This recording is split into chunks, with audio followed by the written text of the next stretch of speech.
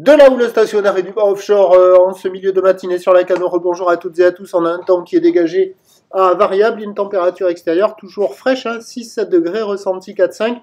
La température de l'eau est-elle à 12-13. Cet après-midi variable, température à 11. Marée qui descend, plein bas midi 20, coefficient grande marée 96. Sur cette descendante, le vent est toujours offshore avec un secteur S faible. Un beau fort, le plan d'eau est idéaliste, les phases de vagues sont lisses.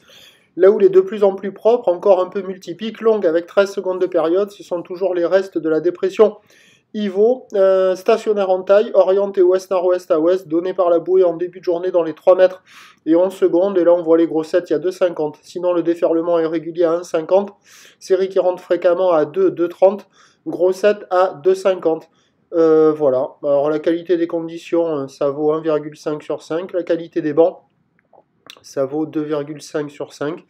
Du côté de la centrale, c'est la zone peut-être la moins favorable, mais sur les extrémités canolaises, c'est là où il y a les plus gros décrochements, hein, avec des gros trous d'eau. Des fois quelques pics tubulaires au bord, là, mais ça descend, donc c'est de moins en moins bien. Mais ça serait déjà presque surfable, hein. Et même c'est surfable, hein, je pense. La droite qu'on a vue au début, là, elle tient, elle déroule. Des fois elle décale. Bon, la marée descend de plus en plus et de moins en moins bon. Mais là, il n'y a personne à l'eau, hein, ça ne surfe pas. Et du côté droit de l'image, que je vais filmer après, là, il y a un couloir de courant monumental. Terrible, ça fait une rivière, là, c'est impressionnant. Avec, doit y avoir plein de petits trucs en suspension, là, parce que les mouettes, les goélands, là, ils essayent de bouffer dedans. Mais ils font attention, parce qu'il y a plein de remous, là, au bord, là. Là, c'est impressionnant, là. Il y a un couloir de courant, là, c'est terrible. Il y a la gauche au large, là, mais elle prend pas bien le courant. Et là, il y a un jus monumental. C'est tout le jus de la Cano qui s'évacue par là, je crois.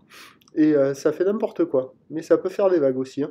L'évolution pour le reste de la journée, c'est un train de houle qui va s'amortir. Du vent plutôt sud. Mais alors, l'indice de confiance est faible pour le vent. Pour la mi-journée, la bouée commence à s'essouffler un peu. À 2,70 et 11 secondes. Et les prévisions à 13h, c'est 2 mètres, ou l'ouest-nord-ouest à ouest, 12 secondes de période, vent de sud 1,2. Et à 17h, 1,80, l'ouest-nord-ouest à ouest, 12 secondes de période, vent de sud-sud-ouest de 3.